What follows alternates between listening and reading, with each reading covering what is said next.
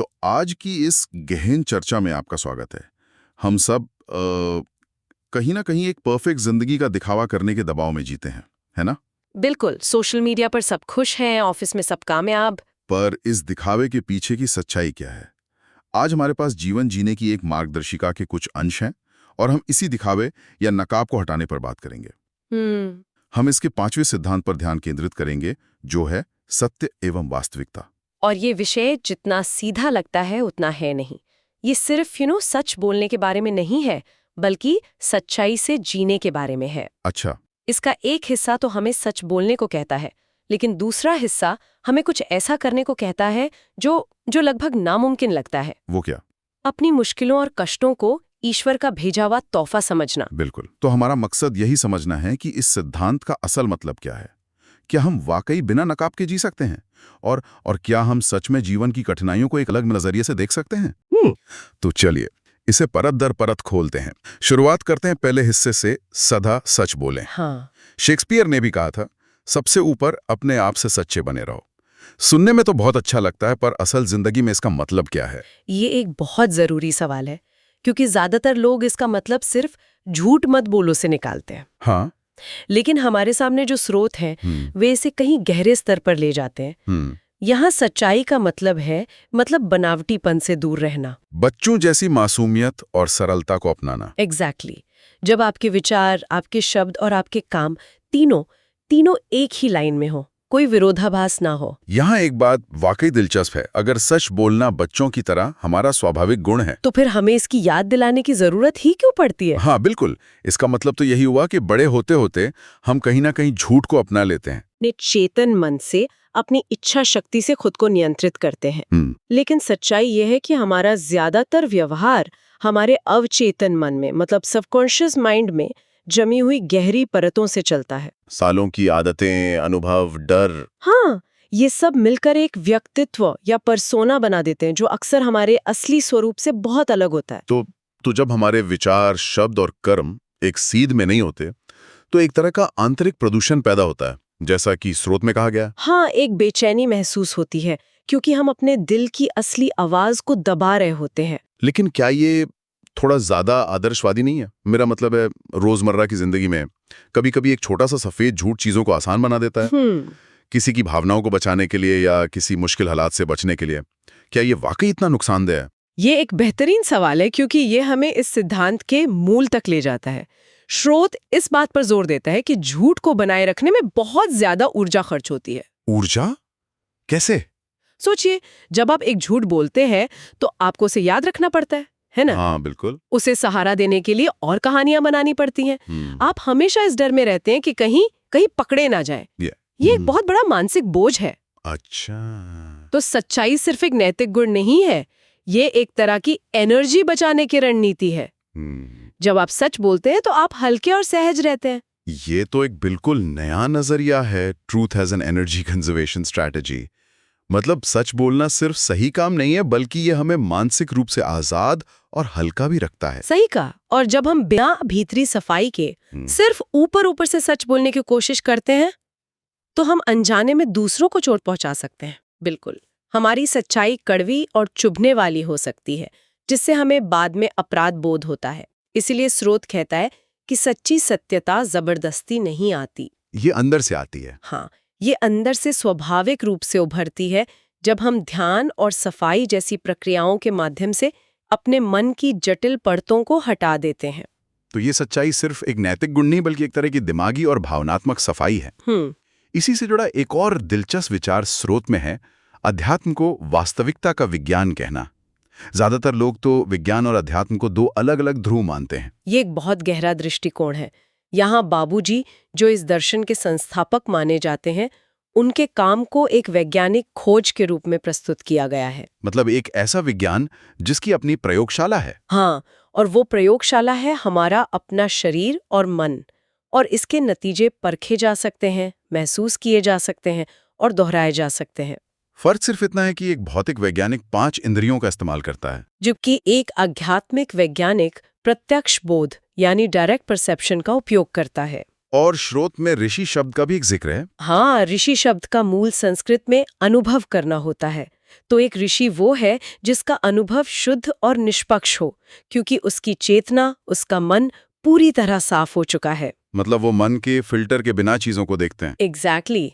वे चीजों को वैसे ही देखते हैं जैसी वे हैं, ना कि जैसी वे उन्हें देखना चाहते हैं। मन के फिल्टर की बात आई तो मुझे वो चोर वाली कहानी याद आ गई जो स्रोत में, वो तो कमाल की है। हाँ, वो कहानी दिखाती है कि हमारा मन कैसे काम करता है। वो नकली नोट चुराता है और जब पकड़ा जाता है तो अदालत में एक अजीब ही तर्क देता है। हाँ, वो जज से कहता है कि उसे सजा नहीं मिलनी चाहिए क्योंकि नोट तो वैसे भी नकली थे, उनकी कोई कीमत ही नहीं थी। तो उसने असल में कुछ चुराया ही नहीं।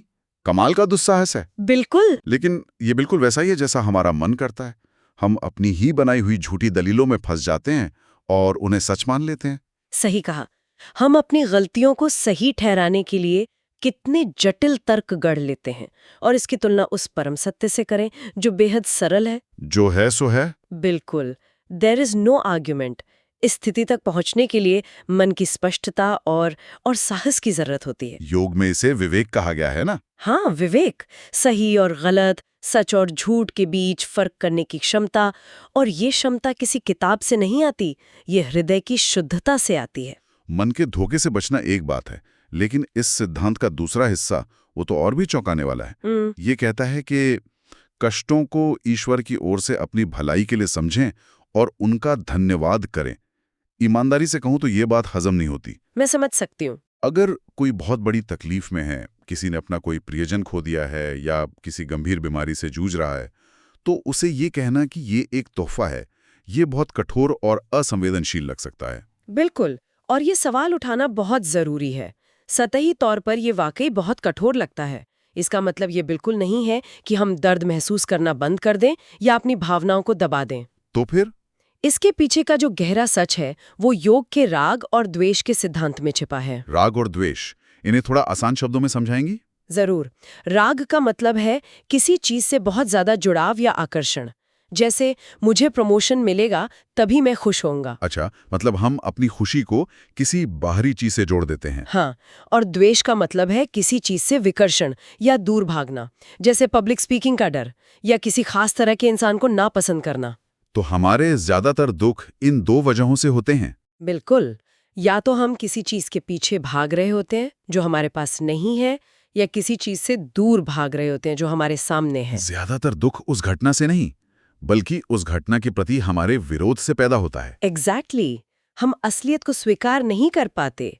ये सिद्धांत कहता है कि प्रकृति या ब्रह्मांड हमें हमेशा वही हालात देता है जो हमारे आध्यात्मिक विकास के लिए सबसे ज्यादा जरूरी हैं। तो ये मुश्किलें, ये कष्ट, ये असल में उन भीतरी गांठों या जटिलताओं को साफ करने के लिए आते हैं जो हमें असलियत तक पहुंचने से रोक रही हैं। जब हम ये समझ जाते हैं तो वे बोझ नहीं बल्कि उपहार लगने लगते हैं। तो इसका मतलब ये नहीं कि दर्द महसूस ना करें, नहीं, बल्कि उस दर्द का विरोध ना करें, उसे स्वीकार कर लें। बिल्कुल। और स्वीकृति का मतलब हार मान लेना या निष्क्रिय हो जाना नहीं है। तो क्या है? स्वीकृति का मतलब है वास्तविकता से लड़ना बंद कर देना। और जैसे ही हम लड़ना बंद करते हैं, दो अद्भुत चीजें होती हैं। क्या? एक, हम उस स्थिति से निपटने के लिए अपनी सारी ऊर्जा लगा पाते हैं और ज्यादा मजबूत बनते हैं। दो, हम उस अनुभव से सीखते हैं और ज्यादा समझदार बनते हैं। मतलब स्वीकृति से ही प्रगति का रास्ता खुलता है? हाँ, और ये एक ऐसा कौशल है जो रातों रात नहीं आता। इसे ध्यान के नियमित अभ्यास से धीरे धीरे विकसित करना पड़ता है। ठीक है, सिद्धांत समझ में आ गया। हमें अपने आप से सच्चा होना है और मुश्किलों को स्वीकार करना सीखना है। लेकिन इसे असल जिंदगी में कैसे उतारें? हम सब नकाब पहनते हैं, हमारे एक अहम यानी ईगो है जो हमारी झूठी पहचान बन जाता है। क्या हमें कल से ऑफिस में जाकर सब कुछ सच सच बोलना शुरू कर देना चाहिए? नहीं, बिल्कुल नहीं। अगर आप ऐसा करेंगे तो शायद अगले दिन आपको नौकरी से निकाल दिया जाएगा। तो फिर? ये एक आंतरिक यात्रा है। सच्चाई का मतलब निर्मम होना नहीं है। इसका रास्ता हृदय से होकर जाता है। स्रोत में विवेक यानी हृदय की सही समझ पर जोर दिया गया है, जो ध्यान से विकसित होती है। यही हमें बताती है कि कब, क्या और कैसे कहना है। हाँ। स्वरूप में बोवंडर का एक बहुत सुंदर उदाहरण दिया गया है। शायद वो इस बात को समझने में मदद कर सकता है। हाँ, वो एक अद्भुत रूपक है। सोचिए कि आपकी जिंदगी एक बवंडर है। एक टोर्नेडो। हाँ, उसके बाहरी किनारों पर विनाश और उथल-पुथल है। डेडलाइन, बिल, ट्रैफिक, ये सब तेजी से घूम रहा है, शोर मचा रहा है। ज्यादातर हम अपनी पूरी जिंदगी इसी बाहरी हिस्से में, इसी तूफान में फंसे रहते हैं। और बवंडर का जो केंद्र होता है, जिसे आई ऑफ द स्टॉर्म कहते हैं, वो बिल्कुल शांत और स्थिर होता है। एग्जैक्टली। हमारे जीवन की समस्याएं भी बाहरी सतह पर होती हैं, शारीरिक, मानसिक, अहंकार के स्तर पर। और ध्यान या मेडिटेशन हमें उस बवंडर के बाहरी शोर से हटकर अपने अंदर उस शांत केंद्र में ले जाने की प्रक्रिया है। बाहर तूफान अभी भी है, उसे हम रोक नहीं सकते, पर आप उस केंद्र में स्थिर हैं जहां शांति है। हाँ, सच्चाई से जीना उसी केंद्र से शुरू होता है। जब आप उस केंद्र से जुड़ते हैं तो आपके विचार, शब्द और कर्म अपने आप एक लय में आने लगते हैं। आपको कोशिश नहीं करनी पड़ती। तो रास्ता बाहर के उथल-पुथल को बदलने का नहीं, बल्कि अपने अंदर के शांत केंद्र से जुड़ने का है। बिल्कुल। और फिर उस शांति से बाहर की दुनिया को देखना है। जैसे जैसे हम अपने हृदय के केंद्र की ओर बढ़ते हैं, हम हल्के, प्रामाणिक ऑथेंटिक और ज्यादा आत्मविश्वासी महसूस करने लगते हैं। दिखावा करने की जरूरत महसूस नहीं होती, क्योंकि हम अपने असली स्वरूप में सहज हो जाते हैं। तो अगर हम आज की पूरी चर्चा को देखें तो कुछ बहुत ही दिलचस्प बातें निकल कर आईं। पहली तो ये कि सच्चाई सिर्फ एक नैतिक गुण नहीं है, ये एक एनर्जी बचाने की रणनीति है। सही कहा, जो हमें मानसिक बोझ से मुक्त करती है। दूसरी ये कि हमारा मन खुद को सही साबित करने के लिए एक नंबर का झूठा और वकील है। और विवेक ही वो शक्ति है जो हमें इसके तर्कों के जाल से बाहर निकाल सकती है। और तीसरी, जो शायद सबसे जरूरी है, कि जीवन की कठिनाइयों को स्वीकार करना कमजोरी लगी, बल्कि असल ताकत और विकास की शुरुआत है। ये उस मुश्किल से लड़ने की बजाय उससे सीखने का रास्ता खोलता है। और अंत में सच्चाई से जीने का रास्ता बाहर की दुनिया में कठोर सच बोलने का नहीं है, बल्कि अपने अंदर के शांत केंद्र की ओर एक आंतरिक यात्रा करने का है।